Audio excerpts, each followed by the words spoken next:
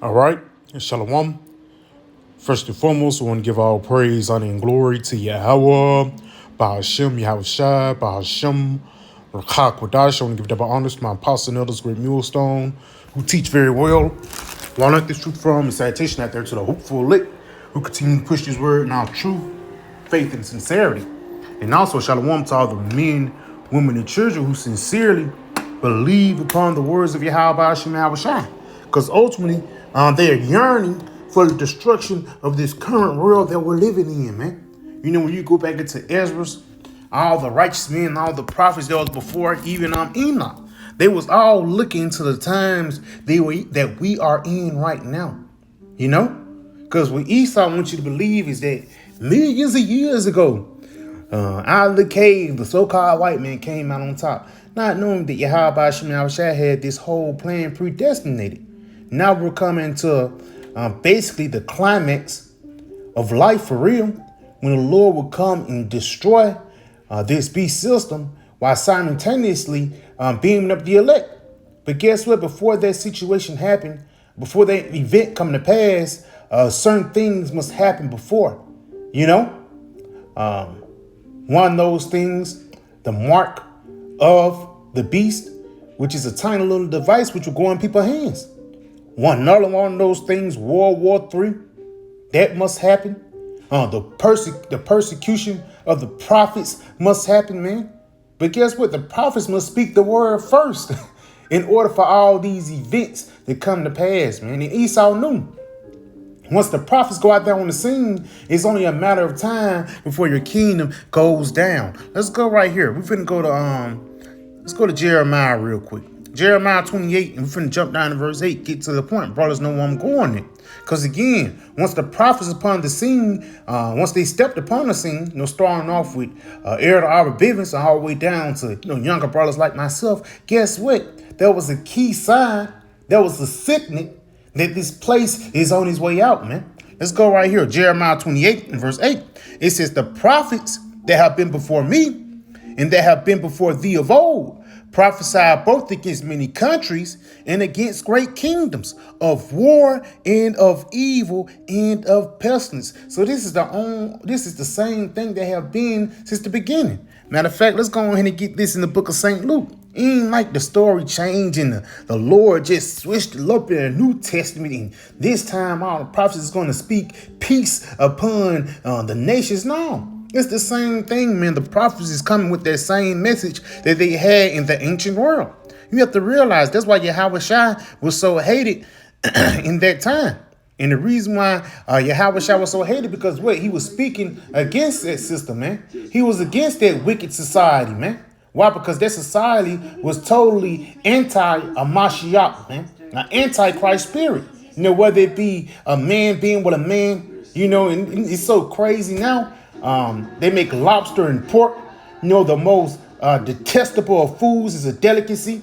Even the most detestable of women is a delicacy here, man. And just like in the time of the flood, Noah seen these people's actions and spoke against it. It's the same thing with us now. We see these people's actions and we see how they're moving. And ultimately, we asking the Lord to bring judgment upon the whole planet Earth before the wickedness they have committed, man. Let's go ahead and get this. Let's go ahead and finish it off.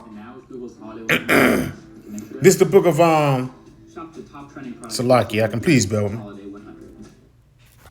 Please bear with me, I can. This is the book of Luke 1. And I'm going to start at verse 7. Just getting to the point.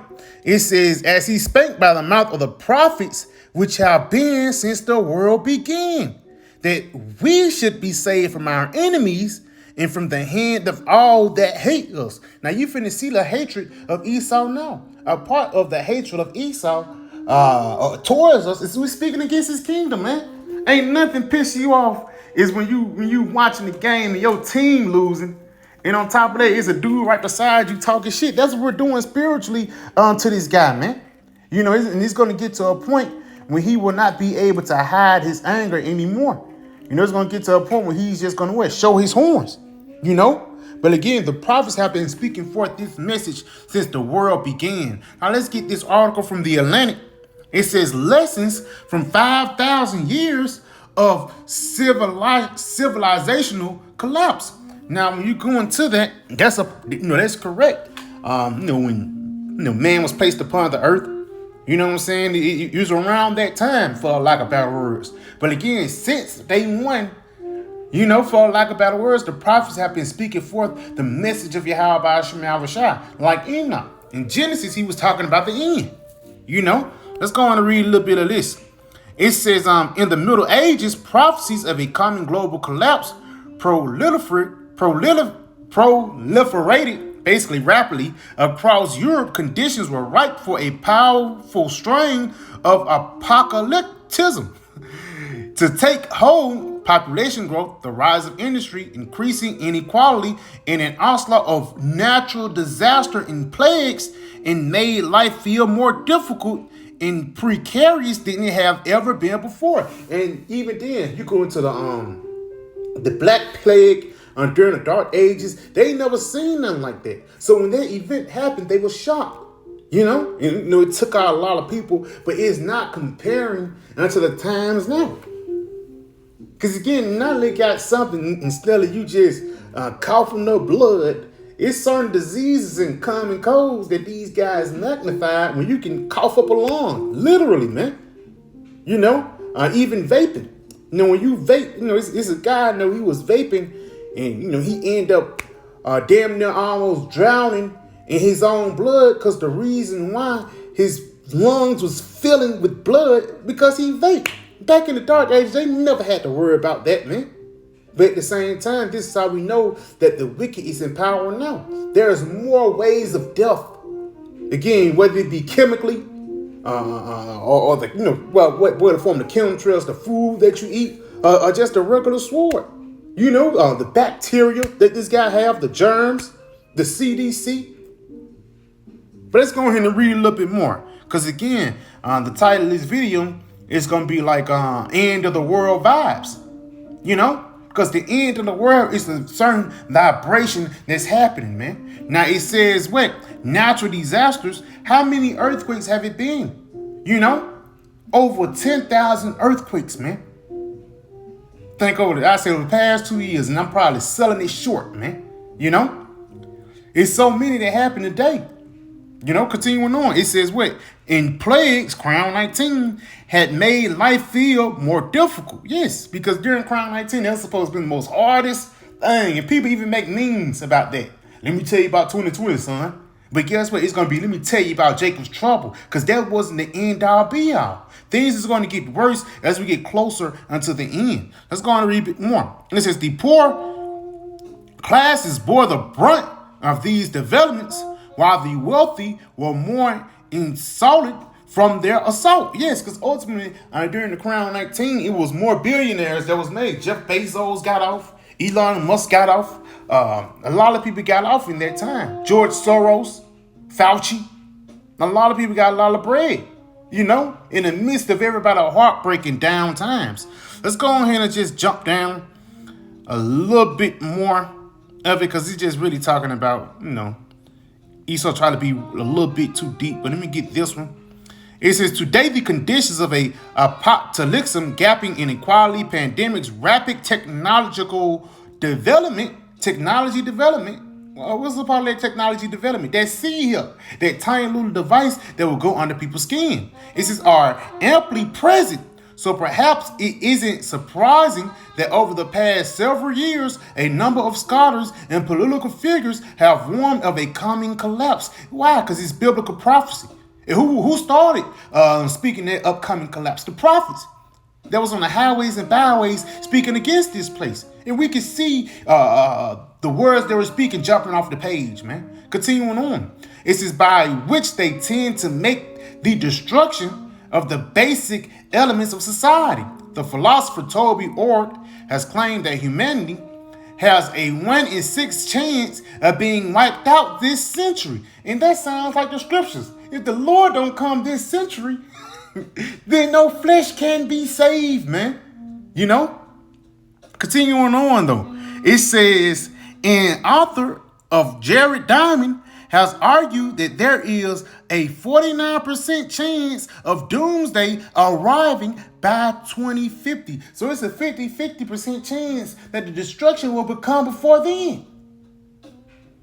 So just imagine if Trump invades Venezuela, man.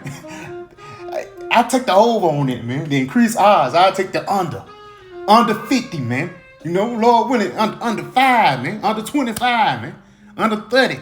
Because that's when this devil is trying to get his NWO off the ground. But let's continue on. It says commentators discern strong end of the world vibes. Let's see, what does that mean? End of the world vibes, man.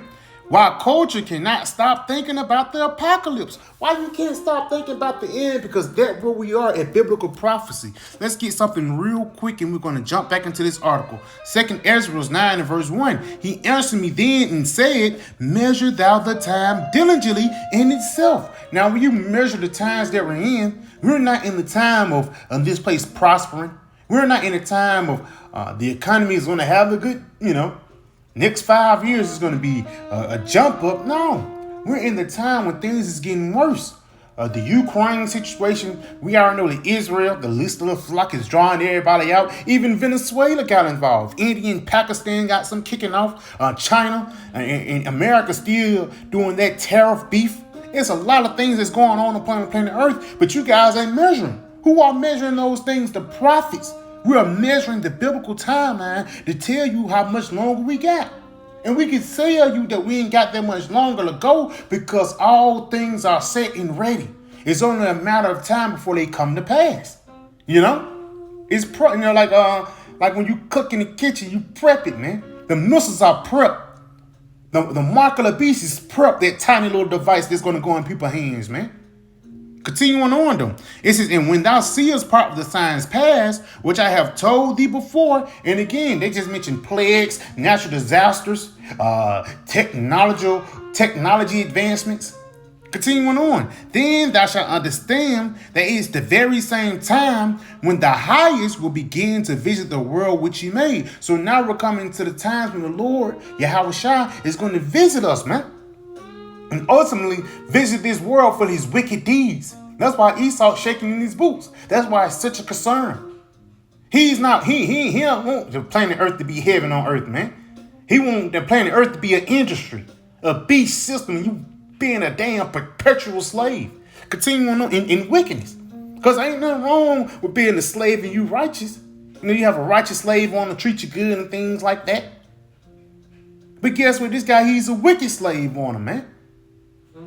Continuing on though, it says, therefore, when there shall be seen earthquakes and uproars of the people in the world. Uproars of the people in the world. Now, real quick, it's a little bit right here.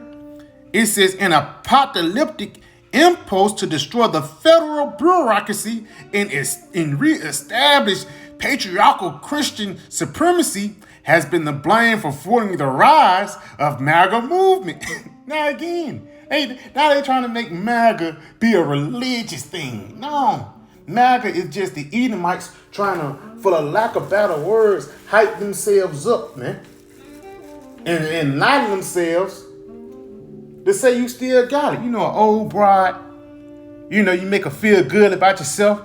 You know she look bad, but you look, how old you is, girl? You know what I'm saying?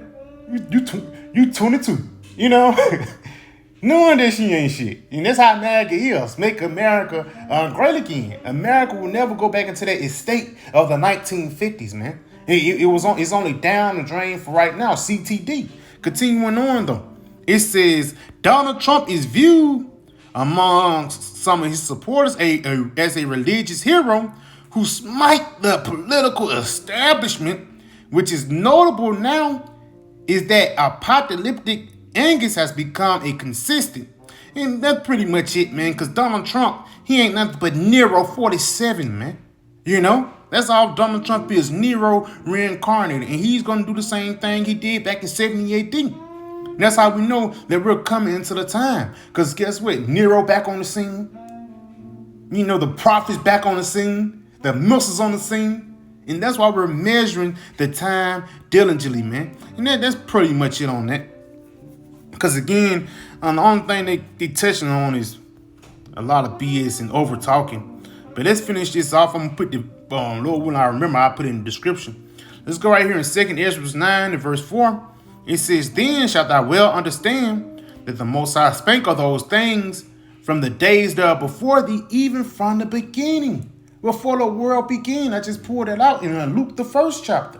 So again, it's not like this is nothing new. No, this is something new to y'all. But until the prophets, things are going according to plan, according to prophecy. Continuing on. For like as all that is made in the world hath a beginning and an end, and the end is manifest. And that's why the title of this video is going to be what? The end of the world vibes. The chariots upon the scene.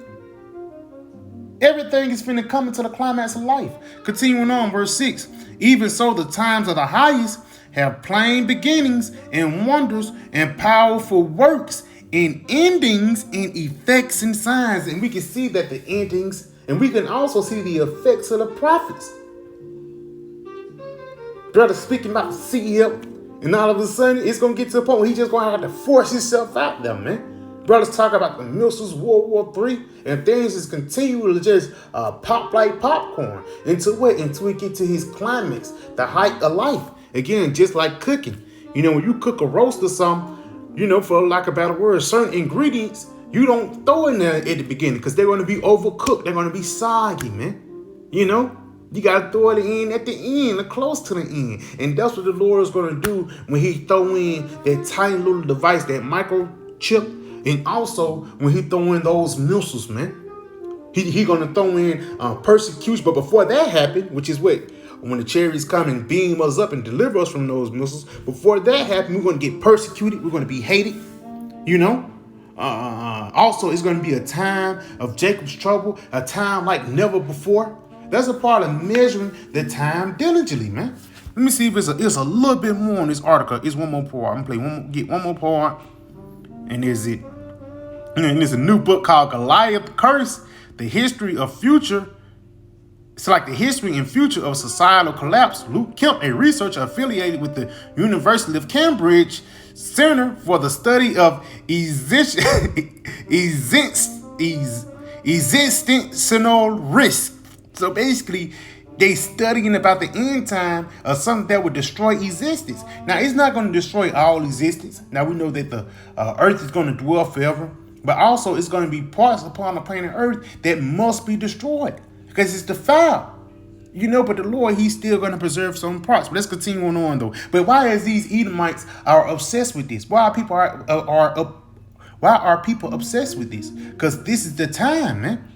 When the apocalyptic spirit is on the end. You know, you just go back into just revealing things, the end times. Continuing on though. It says, he urges that these events are not only potential learning experience, but also inflection points in the history of humanity, many of which have been in certain ways productive. Curses can be good for you. Yes, and how is this curse of America being destroyed is going to be good? Ultimately, the kingdom of heaven is going to be established in righteousness. It says, Kemp writes, because of a widespread devastation comes a possibility to rebuild. To rebuild what? Righteousness. Let's get something to back that up, man. Let's get something to back that up, because these devils don't know what they talking about, but we do. This is the book of 2 Peter 3, and I'm going to start at verse 10. But the day of the Lord will come as a thief in the night, in which the heavens shall pass away with a great noise. Now that heavens is not talking about where your grandma at. No, those heavens basically represents rulership. Somebody who was on top. So this kingdom is going to pass away with a great noise. That great noise is going to be by the way of those intercontinental ballistic missiles. Continuing on. It says, and the elements shall melt with fervent heat. What else can do that, man?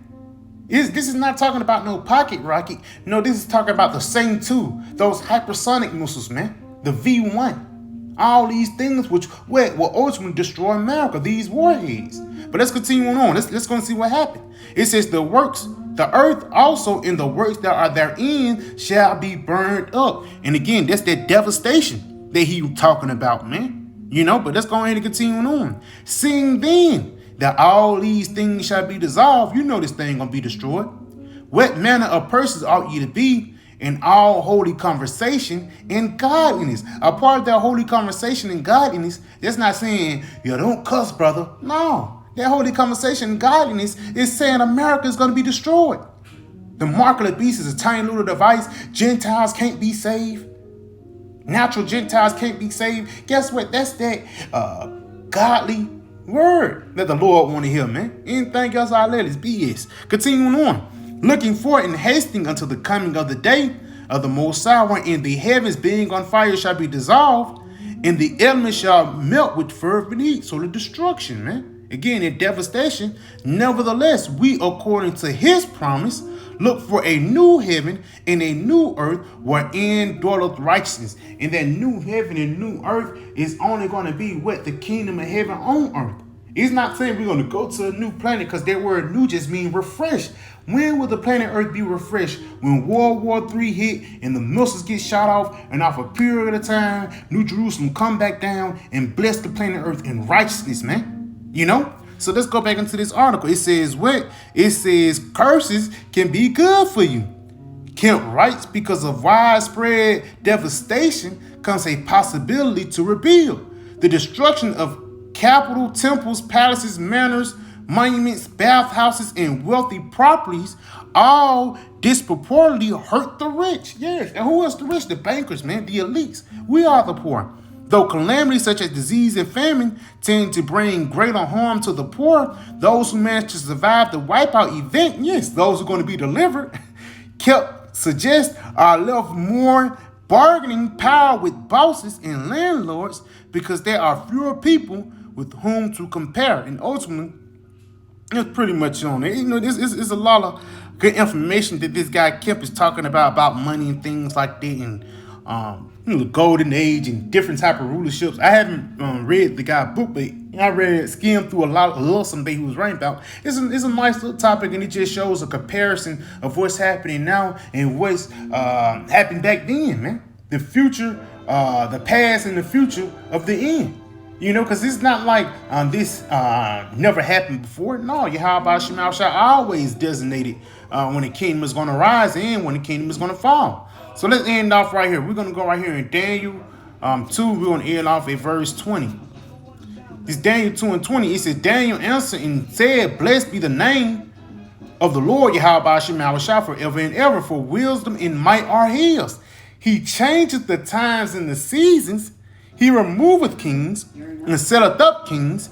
He giveth wisdom unto the wise and knowledge to them that know understanding. So the Lord, he's removing the kingdom of Edom, and he's finna get ready to set up the kingdom of Israel, Yasharallah. You know? But again, before that happened, prophecy must happen. World War III, Jacob's trouble, persecution, the chip. But again, we at that point. It was only a matter of time. He suggested 2050, and I'm bending under. So I pray this video was edifying. I'm going to give all praise and glory to Yahweh, Bahashem, Yahweh Shai, Bahashem, Rachakodash. I'm going to give double honors to my apostle, Nilda's great millstone, and Shalom.